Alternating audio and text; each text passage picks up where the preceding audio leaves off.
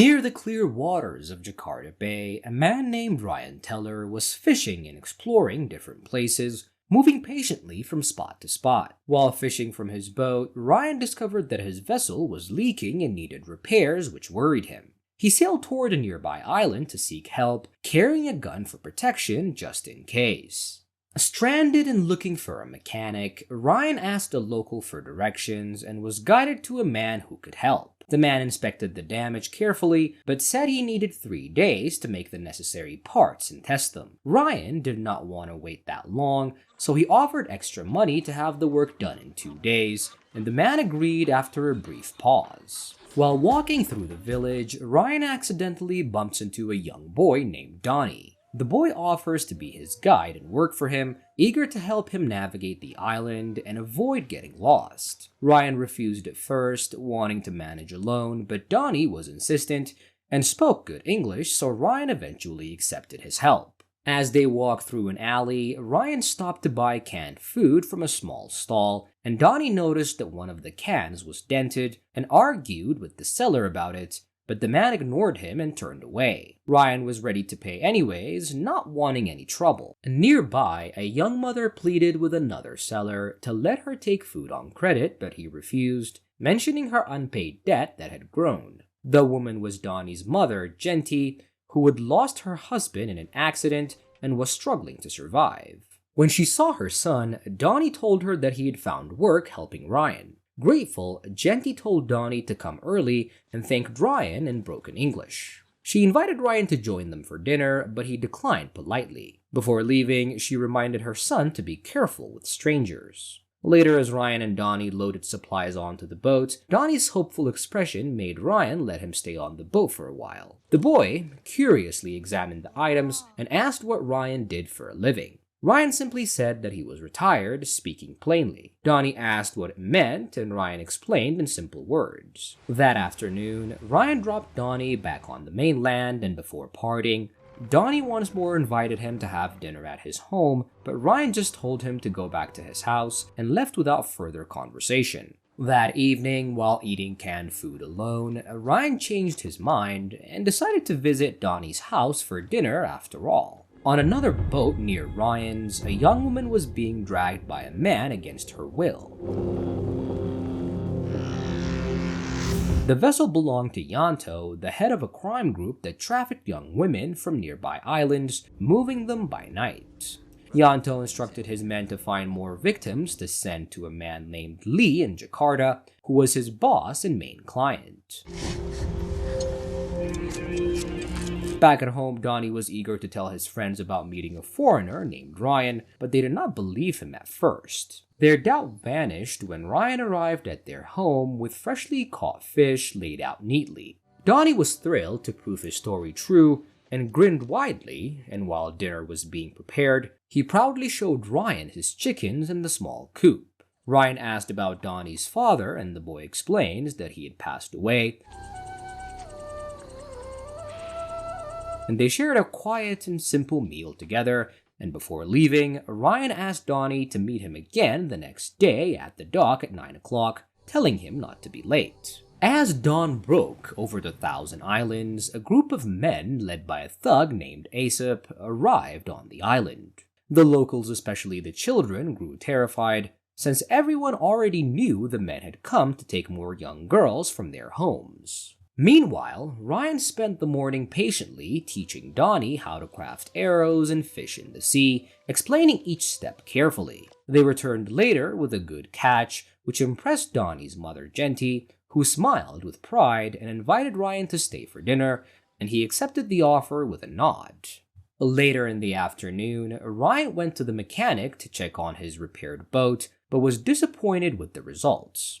He asked the man to redo the job and offered to pay the extra cost to make sure it was done properly. Around the same time, Yanto's gang, led by Aesop, continued terrorizing the island, taking women from their homes without fear of punishment. Those who resisted faced beatings, threats, or worse. One father stood crying helplessly as the men took his young daughter at gunpoint. Over time, Ryan grew close to Donnie's family, often visiting them and spending quiet evenings with Donnie and his sister Dewi, and their mother, who quietly admired his calm and respectful nature. One day, Donnie was devastated when a stray dog killed his favorite chicken, and Ryan advised him either to let it go or to take action against the animal, but Donnie refused to harm it, and instead he decided to build a stronger cage to protect the rest of his chickens from danger. That night, Ryan helped him guard the coop, unaware that far greater dangers were already moving closer. At the market the next morning, Donnie helped Ryan carry the supplies that he had bought, loading them neatly onto his small wooden cart. As they made their way home through a narrow street, Aesop and his men sped through recklessly, hitting Donnie and driving off without stopping.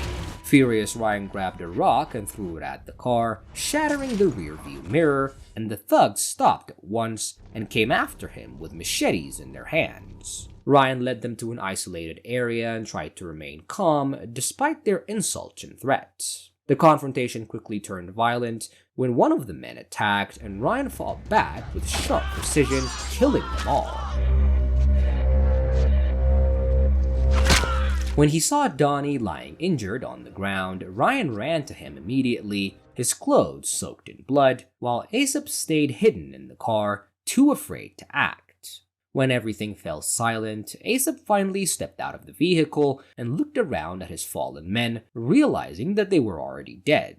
Knowing the situation had turned serious, Ryan lifted Donnie in his arms and carried him home, where Genty waited in panic. He assured her that he could help using medical equipment from his boat, and Genty watched in disbelief as Ryan carefully cleared and stitched Donnie's wounds, asking if he was a doctor, though Ryan said little about his background. While caring for the boy, Ryan learned more about the gang that had been tormenting the island. Genty explained that the thugs came to the market every month, demanding money and taking young women, while anyone who resisted was killed.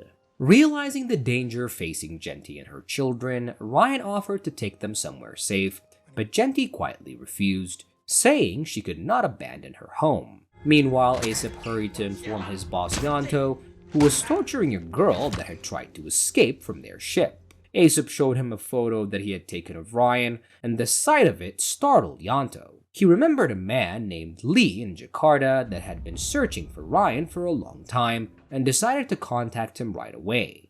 In Jakarta, Lee appeared to be a wealthy businessman who owned several hotels and nightclubs, but beneath that polished image, he was deeply involved in drugs and human trafficking. When his men brought him the message from Yanto, Lee was stunned to see Ryan's photo. He went to a locked drawer, pulled out an old file, and compared it carefully with the image on his laptop, confirming Ryan's identity beyond doubt. And without hesitation, he made a call to hire someone to capture Ryan alive and bring him in quietly. Back at Donnie's house, Ryan was already preparing for what he knew was coming, and he opened a small case filled with tracking devices and attached a watch to Donnie's wrist and a necklace to Dewi's neck. He told Genty that these would help protect them if anything went wrong, and then he handed her a piece of jewelry with a hidden tracker and instructed her to stay inside. If he did not return within 2 hours, she was to take her children to the green church near the pier and wait there for him. As Ryan approached the pier later, he realized he was being targeted by a sniper. Lee had sent the assassin to capture him alive, but Ryan sensed the danger almost instantly and took cover in a nearby warehouse by the docks. Inside, he soon discovered that he was not alone, and moving quietly, he ambushed the intruder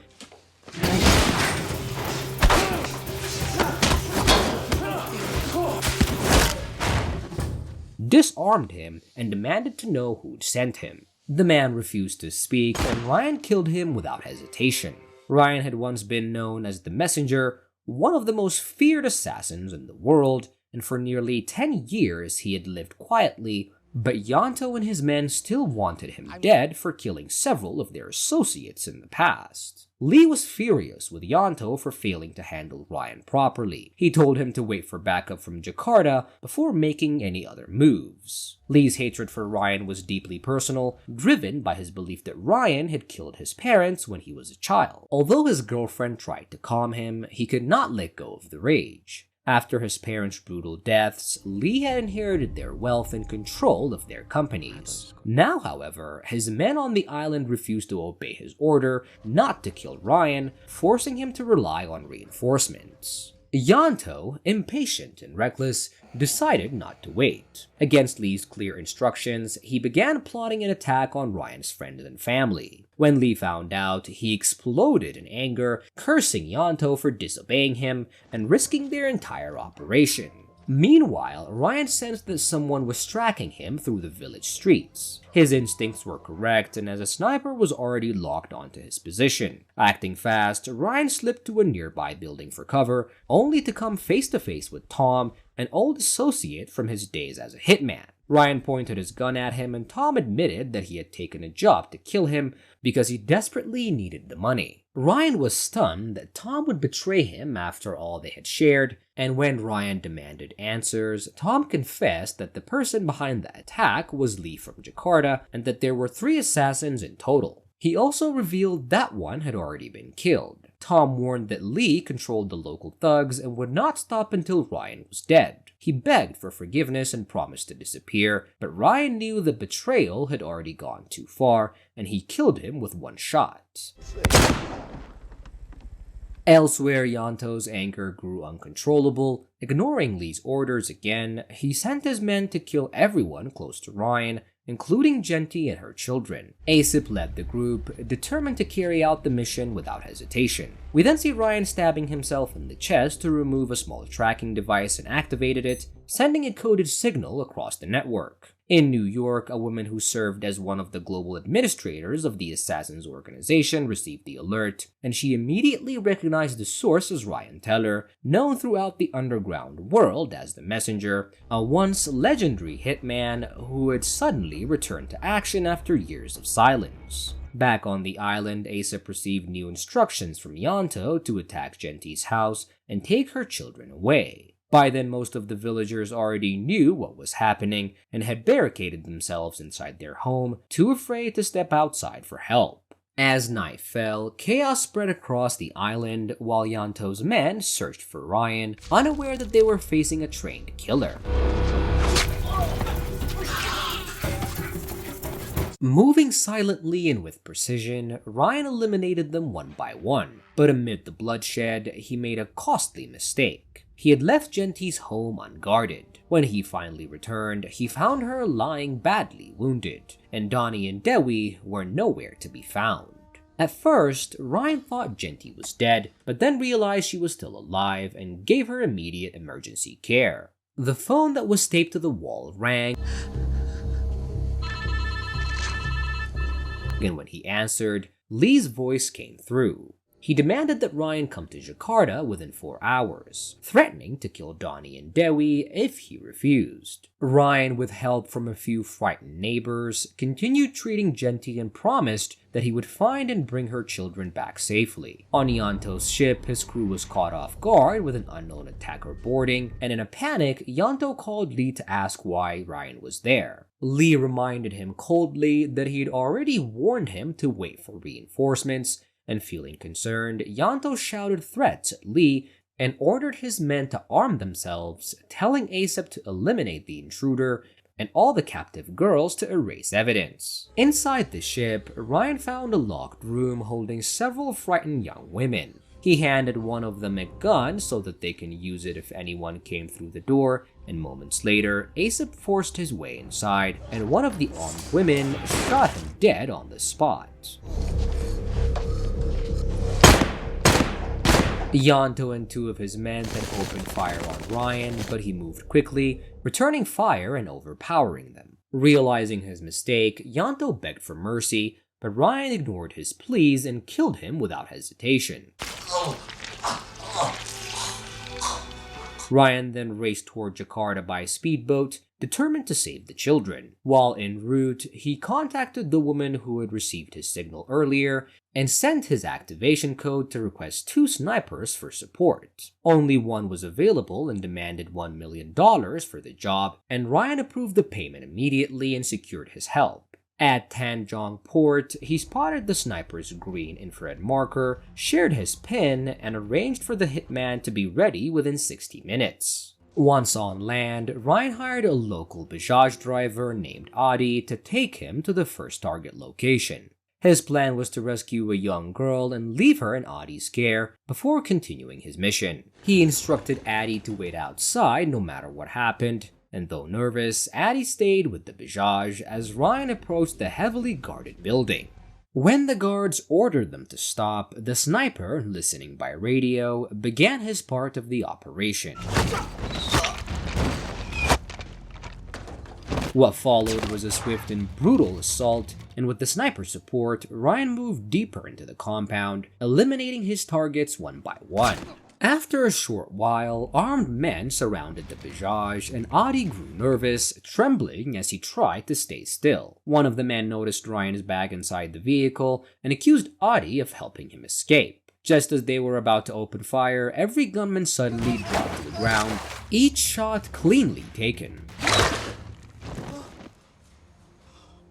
The hitman, positioned nearby, confirmed over the radio that Addie was safe, and Ryan quickly hurried upstairs. Upstairs, a man holding Dewey at gunpoint, and he had been hired by Lee to take revenge on Ryan for an old grudge. Although he respected Ryan's name and reputation, he found it difficult to believe that Ryan had returned to fight for something so personal. As the hitman took aim from his hidden vantage point, the man began a video call with Lee.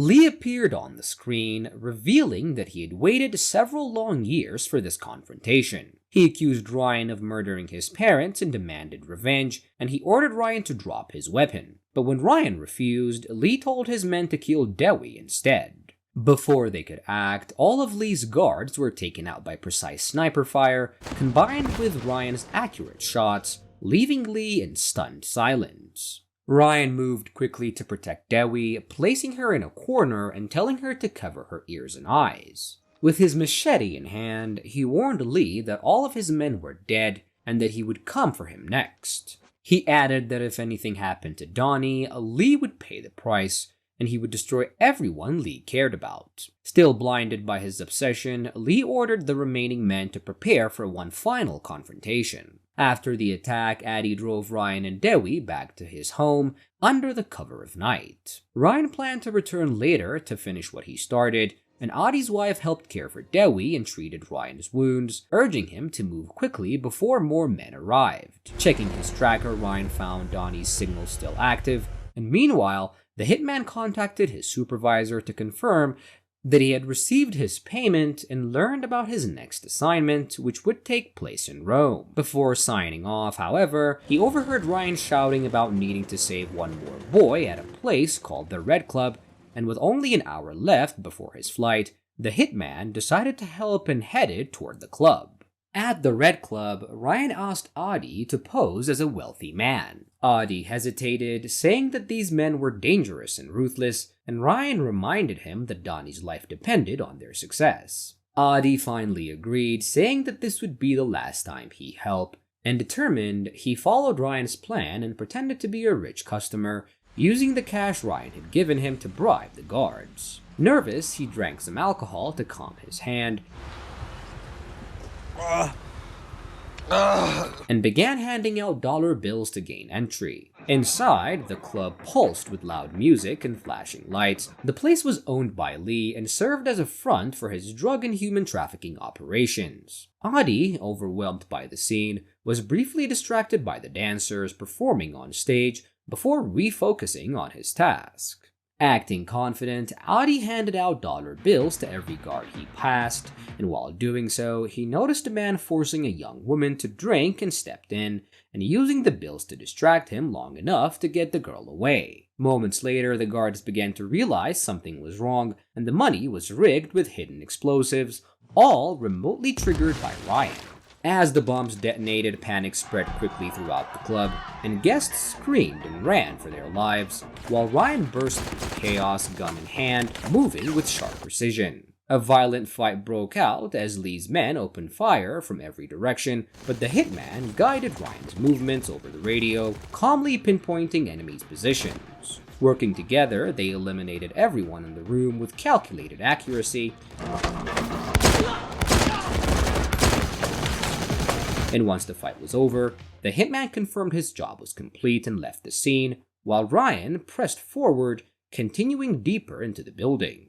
Downstairs, Lee grew increasingly nervous as his men stopped responding over the radio. Moving through the corridors, Ryan soon encountered another assassin and a brutal fight followed. After a fierce struggle, Ryan managed to kill him,